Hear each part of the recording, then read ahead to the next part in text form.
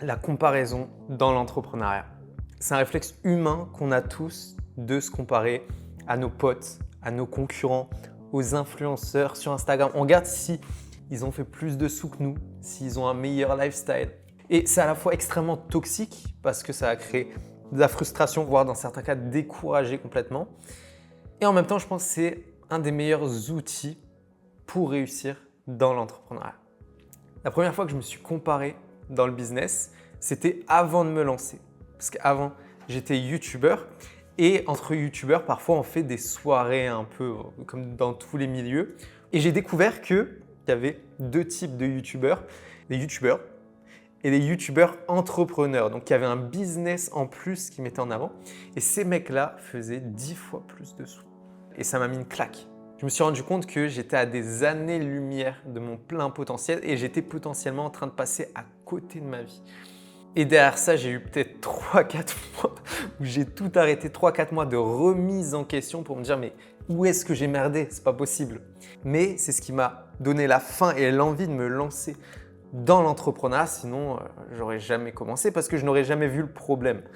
Et cette frustration qui pousse à l'action, c'est d'ailleurs le business model de la plupart des entrepreneurs en B2C qui vendent du lifestyle. Par exemple, Keo, tout son business model repose sur créer de la frustration chez le spectateur du style « j'ai 22 ans, j'ai 5 supercars et toi, t'en as combien ?»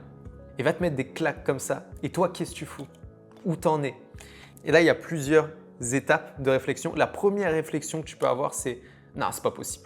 C'est le déni. C'est comme le processus d'acceptation du deuil. C'est la même chose. C'est-à-dire, la première réaction que tu peux avoir, c'est « non, c'est impossible ». Tu es dans le déni. C'est faux, c'est fake, c'est du scam, c'est pas possible. Ensuite, la deuxième étape, ça va être la colère. Tu vas te dire « putain, pourquoi moi, j'ai pas des supercars? Pourquoi moi, j'ai pas le même lifestyle? Fais chier ». Et ensuite, tu as l'acceptation. Tu mets ton ego de côté et tu acceptes qu'effectivement, tu n'as peut-être pas mis en place les actions pour obtenir les mêmes résultats. Et c'est à ce moment-là que ce type de contenu te motive et que les mecs passent à l'action.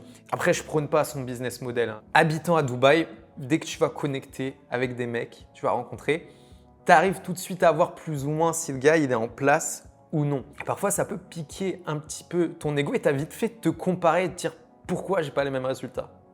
Sauf que la réalité, c'est que cette comparaison que tu fais n'a aucun sens. Ça n'a aucun sens parce que tu vas comparer tes backstage, donc tout ce qui ne va pas dans ton business, toutes les choses que tu ne montres pas, tu vas les comparer avec des highlights du mec. Toutes les meilleures réussites qu'il a en plus de ça marketées pour les mettre davantage en avant. Du style, ils vont te parler de leur chiffre d'affaires, alors peut-être leur marge, elle est toute petite et qu'ils font presque pas de bénéfice.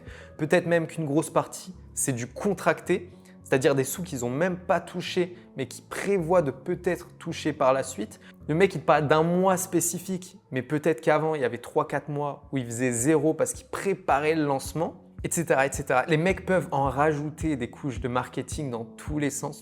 Et attention avec cette réflexion. L'idée, c'est pas de se dire « Ok, tout est fake, les gens font pas de sous, donc moi, si je fais pas de sous, c'est normal. » Non, ça c'est faux. Il y a énormément de mecs qui font énormément d'argent. Sinon, tu vas juste te réconforter dans ta médiocrité. Non, il y a des mecs qui font des sous, qui font de l'argent, mais juste tous les chiffres sont à prendre avec des pincettes. Il y a le phénomène qu'on appelle le biais du survivant. C'est-à-dire que tu vas te comparer au top 1% déjà qui n'ont pas abandonné. C'est-à-dire de tous ceux qui sont lancés dans ta niche, peut-être 99% ont abandonné. Et dans ces 1% restants, tu vas prendre les 1% les plus successful et te dire putain, ils ont plus de résultats que moi. C'est statistiquement obligatoire. Il y aura toujours au-dessus de toi. Et tant mieux, parce qu'imagine, tu es le mec le plus avancé de la pièce. Quel intérêt tu as à élever ton game? Quel intérêt tu as à faire les choses encore mieux? Parce que tu es le meilleur. Moi, si j'avais pas de concurrent, je ferais toujours la même chose. Pourquoi j'améliorerais mon produit? Pourquoi j'améliorerais mon contenu? C'est comme Pepsi pour Coca-Cola. Forcément, ça doit leur faire chier d'avoir un concurrent aussi fort. Mais c'est parce qu'ils ont un concurrent qu'ils ont élevé leur game et derrière, les deux sont montés et ils ont éteint tout le reste du marché. Et c'est pour ça que quand je suis arrivé sur Dubaï, je me suis dit putain, t'as vraiment des gros poissons quand même. T'as des mecs qui font des 500K par mois, 1 million par mois. Donc forcément, quand tu arrives et que t'as pas les mêmes chiffres, t'as un peu le syndrome de l'imposteur. Donc tu as vite fait de le prendre perso et de vouloir te cacher sous un caillou. Sauf que c'est trop dommage parce que si tu arrives à mettre ton ego de côté et te dire putain, quelle chance j'ai. Mon entourage, c'est des mecs qui pèsent, c'est des mecs qui sont en place, qui me donnent des conseils applicables, je peux que monter. Et pour donner un exemple concret, là je retourne en France pour aller à un event d'un pote à moi. Il a 18 ans et il a réussi à ramener Yomi Denzel, Mathis Clouet et plus de 400 entrepreneurs. Okay, et je sais que j'ai plein de collègues à moi qui ne veulent pas y aller parce qu'ils ne se sentent pas légitimes. Ils ne sont pas satisfaits de leurs résultats. Ils aimeraient être un peu plus dans leur prime, arriver et dire je pèse, je suis en place. Et c'est trop con. C'est trop con, c'est pas un concours de beats. Et en fait, ces mecs-là seraient surpris parce que s'ils venaient, ils se rendraient compte que les mecs les plus avancés, c'est ceux qui ont le moins d'ego et qui vont écouter quand tu vas parler de ton sujet parce que tout conseil est bon à prendre et personne n'est expert sur absolument tout. Parce qu'au final, l'ego et la comparaison, c'est lié. Et si tu fais les deux scénarios, tu as d'un côté un entrepreneur qui veut pas aller connecter parce qu'il ne se sent pas légitime, il n'est pas fier de lui, donc il va juste rester chez lui et sa vie ne va pas changer.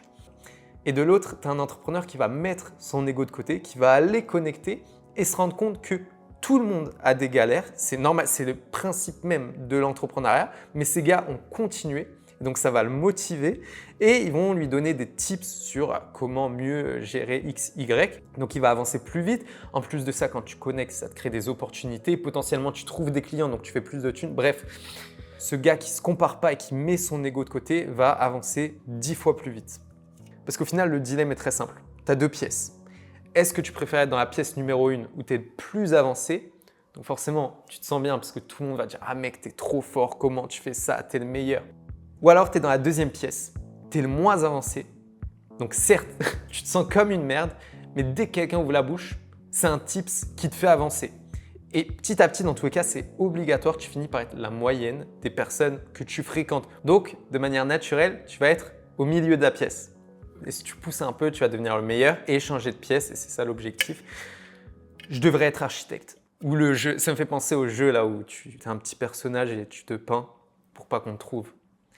Mais ça n'a rien à voir. Parce que du coup, Ethan, le gars de 18 ans qui organise l'événement, j'étais à sa villa la dernière fois et on s'est rendu compte à quel point nos deux parcours étaient incomparables. C'est fou. Le gars, il s'est expatrié à Dubaï à 15 ans. Et moi, à 15 ans, j'ai posté ma première vidéo muscu qui a fait plus de 5 millions de vues. Et derrière, j'ai eu toute une carrière de youtubeur pendant plusieurs années. Pendant que lui, il était en full business, full entrepreneuriat. Ce qui n'a rien à voir. Et certes, le gars, il a 18 ans, il a fait plus de 6 millions de CA. Mais derrière, il n'a jamais été au lycée. Il n'a pas fait toutes les soirées étudiantes où tu sors en ville, tu te fous droit. Il n'a pas eu de jeunesse. À 15 ans, il est parti à Dubaï. Et à Dubaï, à 15 ans, tu fais rien. Tu vas pas en boîte, il n'y a rien. J'ai acheté une moto de sport pendant 2 ans, je faisais que ça, j'étais matrixé. Et lui, il vient de passer son permis. Deux parcours trop stylés, mais qui n'ont aucun rapport.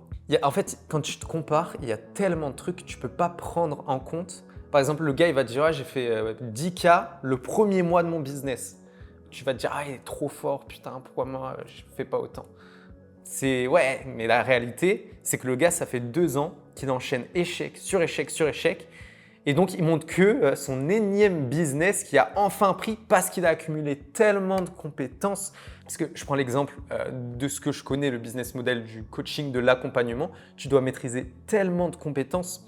La création d'une offre, le marketing, créer du contenu, le tunnel de vente, le setting, le closing. Et c'est pour ça que le début, c'est le plus dur. Quand tu te lances, tu n'as pas toutes ces compétences. Et si tu te compares à un mec qui les a développées pendant des mois, des années, c'est juste complètement con.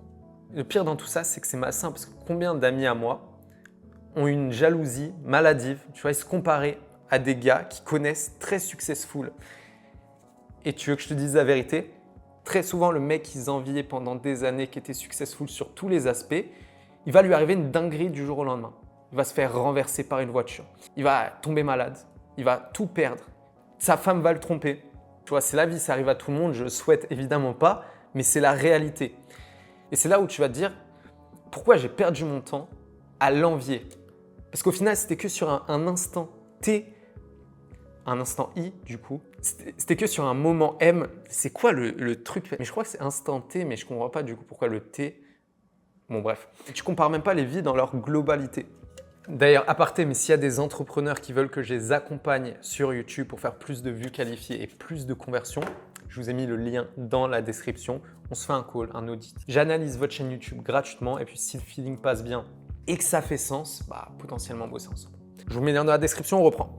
La seule situation où c'est intéressant de se comparer à des mecs moins avancés, c'est quand tu es dans des périodes de down où tu as juste envie de tout plaquer, tout arrêter. Là, tu peux te comparer pour relativiser et te dire que déjà, tu en es là, tu n'as pas encore abandonné alors que la majorité aurait abandonné. Et puis tout le reste du temps, compare-toi à des mecs plus avancés, aux meilleurs concurrents. Et là, ça va te pousser à avancer. Mais la majorité du temps, la seule personne avec qui ça fait sens et avec qui tu peux te comparer, c'est la meilleure version de toi-même. Celle qui met en place toutes les actions dans le quotidien pour atteindre ton objectif. C'est la seule personne avec qui ça fait sens de se comparer. Parce qu'elle part du même point de départ et elle a le même objectif, la même vie. Par contre, elle va mettre en place les bonnes actions. C'est Arthur Moza. Mets un petit like, commente et je te dis à très vite.